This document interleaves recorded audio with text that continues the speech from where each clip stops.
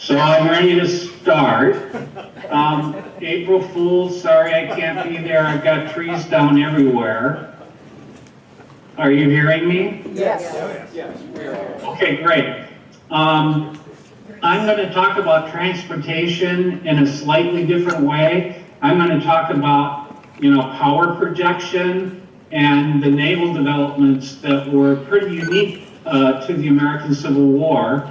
One of my favorite topics of the Civil War, of course, is naval power. And one of the things that we always think about are these slab-sided ironclads projecting power in different places. But of course, how different is the new Zumwalt class destroyer from one of those slab-sided ironclads? This has, of course, radar deflecting skin, and they used to grease the sides of the ironclads. And so basically, both of them were trying to bounce things off. Another important development in the naval side of things was the torpedo boat. It was an American Civil War innovation.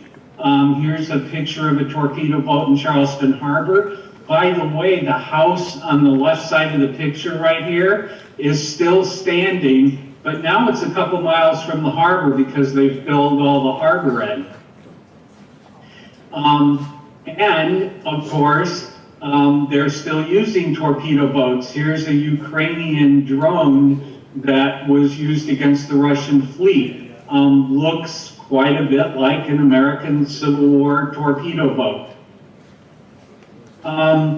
First the of ironclads in modern warfare occurred in Ukraine during the Battle of Kinburn.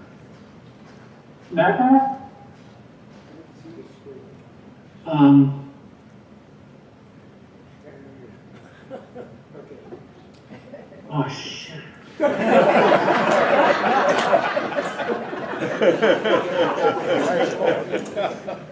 Gotta bleep it out.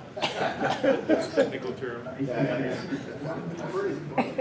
Naval service always on a delay. Or needs a 12.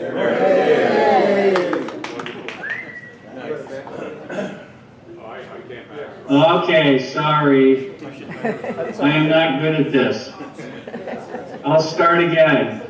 I am talking about projecting power during the American Civil War in the navies. And one of the things that we always think about are these slab-sided ironclads. Here's the Albemarle in North Carolina. How different does that look from a Zumwalt class destroyer, the latest Navy ship in the U.S. Navy's arsenal? Of course, the Zumwalt class destroyer has the angled sides and radar deflection. The Albemarle Confederate slab-sided ironclad, they would put grease on the sides to deflect cannonballs. So, the more things change, the more they stay the same, of course. One of the things that was also introduced during the American Civil War was the torpedo boat. Here's a torpedo boat here in Charleston Harbor. And by the way, the house sitting here is still standing in Charleston, only now it's a couple miles from the harbor because all of this has been filled in. And of course, torpedo boats still in existence. Here's a drone torpedo boat used by the Ukrainians against the Russian fleet. And speaking of Ukraine, the first use of ironclads in modern warfare occurred at the Battle of Kinburn, right here. Kherson, which is a town you hear about constantly if you're following the Ukraine war, is right there. And so the French and British had ironclad steam-driven ships bombarding this fort right here back during the Crimean War. This is one of the ships that was used, Devastation class ironclad battery, used back in the 1850s during the Crimean War. And here's the frigate New Ironsides, which was one of the 3 ships that was created by the U.S. Navy to counter the Virginia in Hampton Roads. It didn't get down there in time, but it was built for that specific purpose. Notice how close they are, these two ships. This is a Korean turtle ship in the USS Monitor Museum. These ships were sheathed in copper. So these were the first actual armor-clad ships. They were called turtles. Samuel Pooke made the third ship that was supposed to go against the Virginia. This is the Galena. Notice how it looks, you know, kind of like the turtle ship, the Korean turtle ship. So there were three ships designed to fight the Virginia. One was the Monitor, I'll be talking about that in a little bit. One was the Galena, and one was the New Ironsides. The least successful was this one, Galena. By the way, Pooke also designed the Western River ironclads, and they were called Pooke's Turtles, of course, from the Korean turtle ship. These ironclads fought at Fort Henry, and if you've never seen this painting, it shows you how inundated Fort Henry was. And when the U.S. Navy took the surrender of the fort, they literally had to row in through the entrance to take the surrender of the fort. By the way, that was the first attack on a river fortress by ironclads, because the attack on Kinburn was not a river fortress during the Crimean War. The first ironclad that was built for the Confederacy was the CSS Manassas. It was a former tug, and it was built in New Orleans and was eventually seized by the Confederate Navy. So less known is the fact that when the Manassas rammed the USS Richmond on the 12th of October down in the Battle of the Head of the Passes down by New Orleans, this was actually the first attack on a naval ship by an ironclad. It didn't sink it, and so therefore it's not the first sinking of a warship, but the first ironclad in action against another warship occurred during the American Civil War. It had just one gun right up front, and she lost her iron prow and she rammed the Richmond. And it originally had two smokestacks, but one of them was knocked over during the Battle of the Head of the Passes. Interestingly enough, there was a song made for the American U.S. Navy ironclads, but notice that the Manassas was so famous back then that they used the Manassas to signify an American ironclad, because of course most of the people making these drawings had no idea what they looked like, but they knew what the Manassas looked like. So this is supposed to be an American ironclad. The steam frigate Merrimack, everybody knows about being converted to the CSS Virginia, which is right here, a slab-sided Confederate ironclad. And the first battle between ironclad ships, of course, you all know, took place on March 1862, the Virginia against the Monitor. The Monitor, of course, was very revolutionary, and here is the Monitor Museum in Newport News, Virginia. This is the actual turret being preserved. They have made a life-size scale model of the Monitor that you can walk on there, and this is a scale model of what the turret interior would look like. Now, the Monitor was very revolutionary for its time. It was the first propeller-driven, semi-submersible with the first pressurized forced draft system in the US Navy. And of course, since most of it was below waterline, and what the kids always ask astronauts is, how did they go to the bathroom?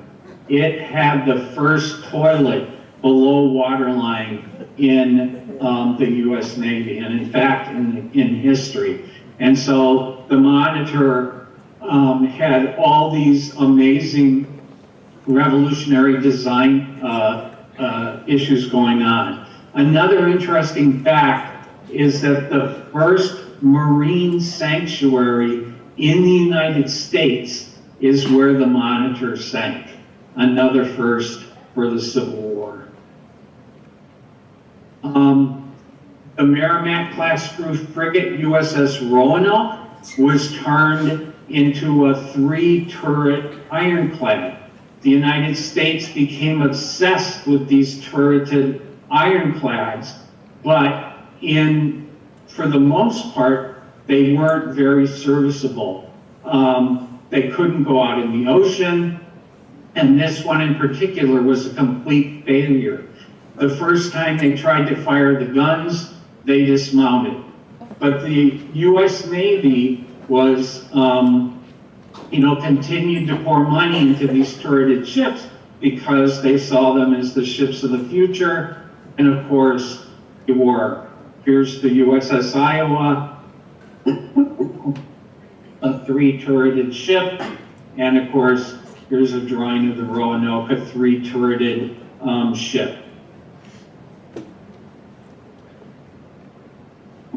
Submarines were also in use during the American Civil War. Of course, they weren't the first time they were used.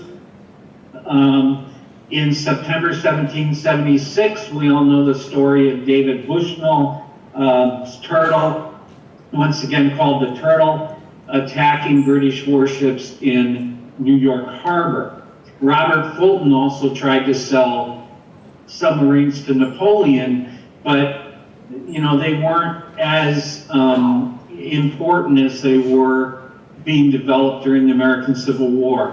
When I first went down to New Orleans, the ship that you're seeing here, the submarine that you're seeing here, was out in Jackson Square, and there was a little sign that said they thought it was fake. But later, people think that this was actually built in New Orleans, scuttled in April 1862 when the US Navy captured New Orleans and discovered in Lake Pontchartrain. It's currently on display at the Louisiana State Museum in Baton Rouge. So this never was involved in any fighting, but it was a very, very early example of what the Confederacy was trying to do to project power on their side in the Navy during the American Civil War. There was an attempt at an attack in November 1861 in Hampton Roads. Here's a picture of the Confederate submarine trying to attack a US warship at Hampton Roads. Now what this would do is it would go up under the warship, it would suck up onto it, and then attach a torpedo and then go away. There was supposedly an indicator of speed in this submarine, but they accidentally tangled themselves into the jib boom rather than the anchor cable, and so they weren't able to do this, supposedly. And a man by the name of Julius Kroll proposed to the US Navy a submarine that would remove obstacles from southern ports. It had a lockout chamber for divers, so they would, the submarine would go down, divers would go in and out of the sub. Here's a drawing by Professor Horsford of the same kind of thing. They also proposed periscopes, underwater lights, self-propelled torpedoes, electric batteries, steam power, all the kind of things that we think about with submarines were proposed back during the American Civil War, but there were only a couple submarines that were relatively successful. This one was called the Alligator, and originally it had paddles, believe it or not. It was supposed to blow up bridges in the James River, but it couldn't sink itself far enough to dive, so it was sent back to Philadelphia and converted to a submarine like the Hunley with a propeller.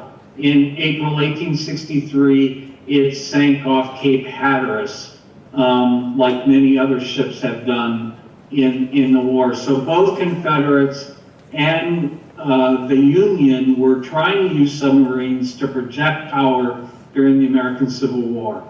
Of course, the Confederates struck the first blow, we know, 17th of February, 1864. The CSS Hunley sinks the USS Usitanic in Charleston Harbor, the first successful sinking of a warship, an enemy warship by a submarine.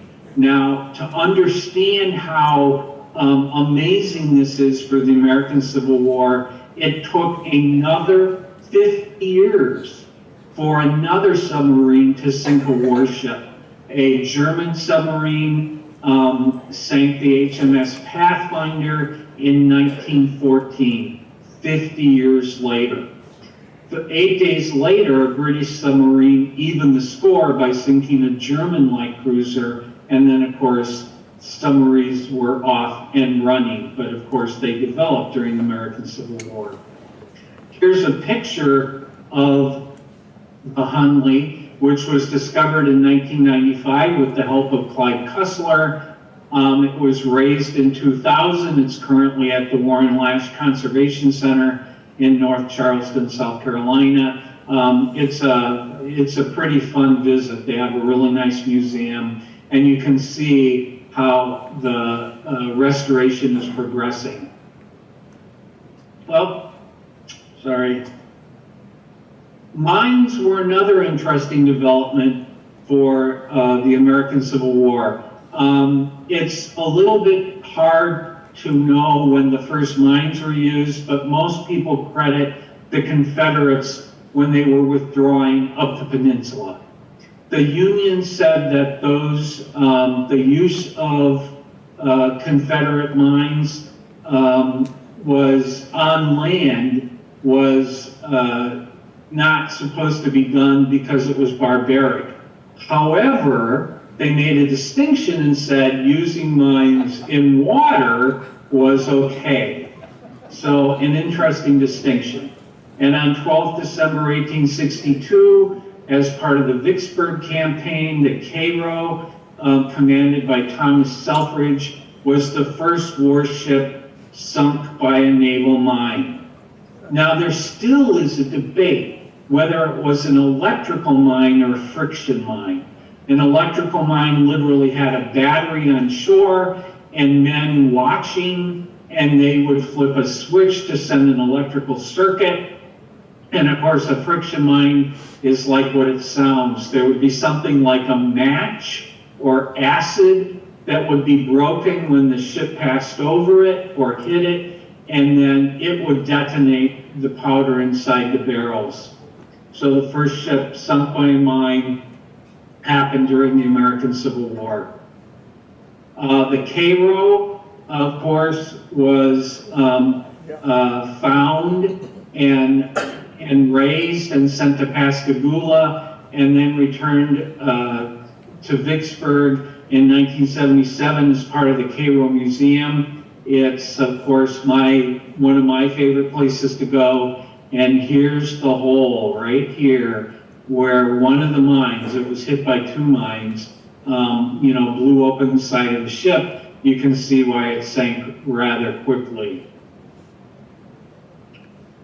5th of August, 1864, Milton Perry, a Civil War historian, called the most completely disabling blow struck by a torpedo.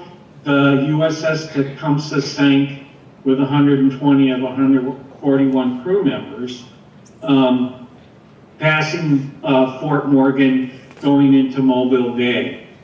From then until the surrender of Mobile, 8 more warships and a launch were sunk in Mobile Bay, making the attack on the port of Mobile the deadliest torpedo campaign during the Civil War. Believe it or not, the St. John's River, I don't know if you can see this here. The St. John's River right here in Florida, which goes to Jacksonville, actually was the second most deadly graveyard for boats with torpedoes, having 3 victims sunk in this river down in Florida. Albert Meyer was the first officer to run the U.S. Signal Corps. Now, using signals on ships was nothing new. Admiral Howe used it during the American Revolution. However, it's interesting that that Meyer created a signal book using flags with a 1-to-1 correspondence. So the number 1 was A, the number 1 was B, etc., things like that. And at one point during the Battle of Hampton Roads, Meyer sent here's Norfolk, and so once again, up here is Fort Monroe. Meyer sent a message from a position on a boat in Hampton Roads to ripraps to Fort Monroe, and Ben Butler was organizing this fire on rebel positions down here at Sewell's Point. And so it was just one of the earliest uses of the signal flags by Meyer was during kind of a naval engagement because the signalers were on ships. The first large-scale Signal Corps action took place at Port Royal. 7 officers and 14 men landed. They were supposed to signal officers on the ship, but of course, those of you who know about this battle, the Confederates in both forts ran, and so the signal officers had nothing to do. A thing that I just thought about for the first time when I was creating this talk occurred during the 8th of March, 1862 attack of the Virginia on the Cumberland. And by the way, when it sank that ship, of course, it changed naval design because everybody started thinking about ramming instead of shooting. But anyway, for the first time in history, the battle was telegraphed live because there was a connection between Newport News and 15-year-old John O'Brien in Fort Monroe, who was hooked up to Washington, D.C. by a newly laid Chesapeake Bay cable. So this was the first time a battle was kind of broadcast live, was during the action by the Virginia on 8th of March, 1862, before its battle with the Monitor the next day. Now, why that is important is because most of you know the story about Lincoln, sitting in the White House looking out the curtains, fearing that the Virginia was coming. It was because he was hearing it live. It must have been just amazing to him that he was sitting in Washington, D.C. and was hearing what was going on with the Virginia while it happened, or maybe a 5-minute delay. But that's probably what scared him more than anything. Now, balloons, of course, were used during the American Civil War. Not the first use of balloons during battles. Supposedly, here's a picture of the Battle of Fleurus, and you can see the balloon up here. So this is 1794. On the 3rd of August, 1861, John LaMontagne made an ascent from the deck of the Fanny. So a lot of these early balloons went up on the decks of tugboats, and that October, this tug was captured by the Confederates, by the way. On 10th of August, he reportedly ascended from the deck of the tug Adirondack, and here is his report of the aerial reconnaissance from the tug. And so balloons were another way of projecting power for the navies during the American Civil War. The first specialty built, literally aircraft carrier happened during the American Civil War. The George Washington Parke Custis was a coal barge outfitted with gas generating equipment designed by Thaddeus Lowe and John Dahlgren, and it was used in the Potomac River. The CSS Teaser, which served as a tender to the CSS Virginia during the Battle of Hampton Roads, was under orders to help the Confederate Naval Submarine Service place mines in the James River. A shell from this ship right here, the USS Marantanza, destroyed her boiler, and when US sailors went to capture her, they found a balloon made of women's silk dresses. Someone has taken this drawing of the capture and photoshopped in a balloon made of silk dresses. So the Confederates were also using balloons on ships. It's kind of an interesting thing that both sides were doing for observation, projection of power. One of the things that's interesting is during the American Civil War, one of the balloons that was staffed by an Army officer was accidentally let go. And the officer noted that the higher he went, the winds shifted from the west to the east, and the lower he went, the wind shifted from the east to the west. I'm not sure that you could say that that was the first discovery of the jet stream, but of course we know that the Japanese used the discovery of the jet stream to send balloon bombs during World War II, and of course just this past February the Chinese used the jet stream to send spy balloons or supposed spy balloons over the United States. So a thing that happened during the American Civil War was once again used much later and still being used today. As you all know, there are no photographs of land battles during the American Civil War because people wouldn't sit still long enough. However, there are photographs of naval battles during the American Civil War, and here is the USS New Ironsides bombarding Fort Wagner over here.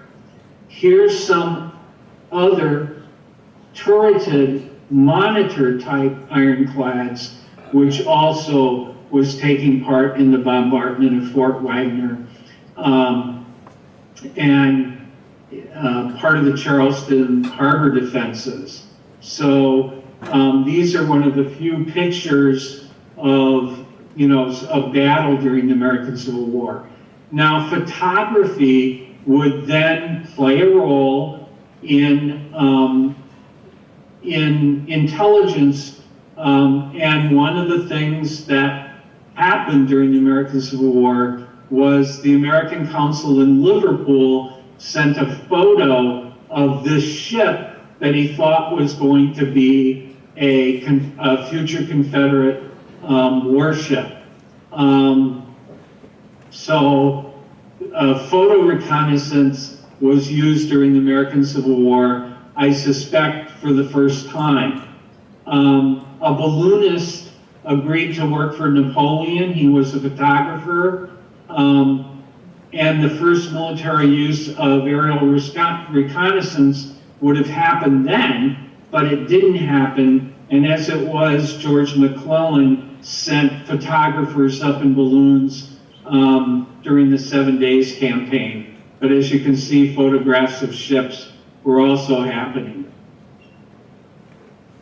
Another interesting thing that was taking place was the use of what are called Drummond lights. And the Detroit Free Press article here on the 5th of October, 1861, mentioned that a special unit was being created of engineers that would have these Drummond lights or calcium lights. They were also known as line lights because calcium oxide is also known as quicklime. And so this calcium oxide would be set on fire and would create a very, very bright flame. So it's a Drummond light or a calcium light, or if you're an actor, you would know it as being in the limelight. And so basically these engineers would be equipped with these lights so that they could light up places in during night.